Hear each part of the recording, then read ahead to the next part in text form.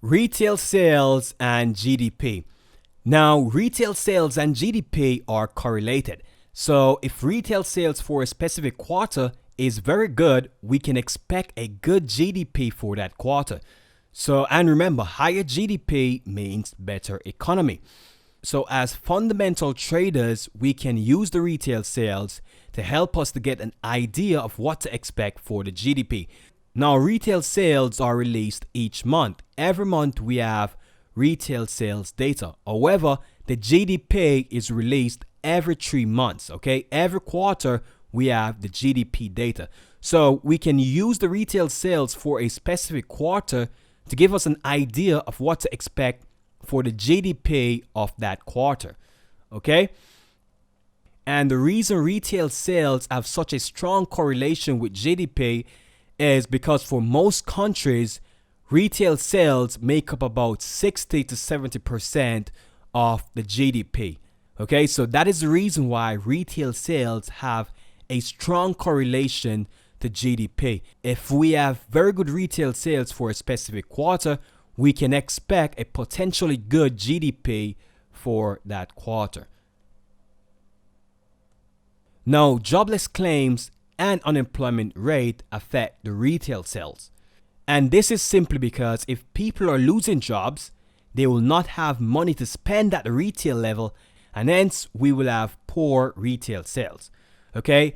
If less people have jobs, then less people will have money to spend. And this will result in poor retail sales data, which will eventually lead to poor GDP. And if we have poor GDP, this would lead to the central bank moving towards decreasing interest rate or even quantitative easing. Okay, so high unemployment will lead to poor retail sales, which will eventually lead to poor GDP, which will eventually lead to the central bank decreasing interest rate. And remember, whenever a central bank decreases interest rates, this will cause the currency of that central bank to decrease in value. Okay? Now, housing data and durable goods are correlated.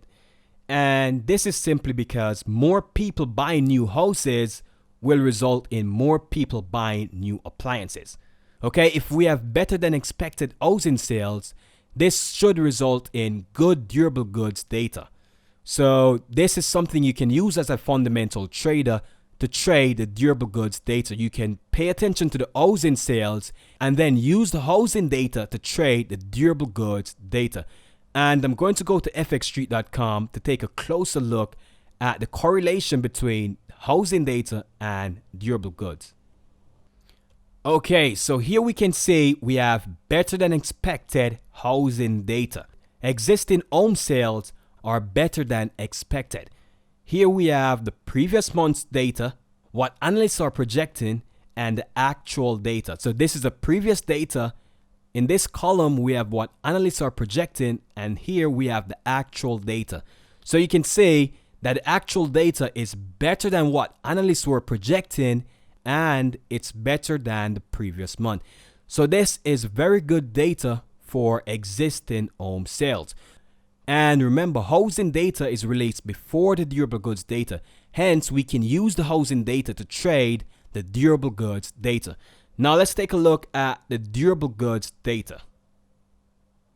Okay, so here we can see for durable goods, it's better than expected. Okay, it's better than expected data. Very good durable goods, and we would have been expecting this based on the housing data. Okay, so this is how we can use fundamental correlation to make money trading Forex.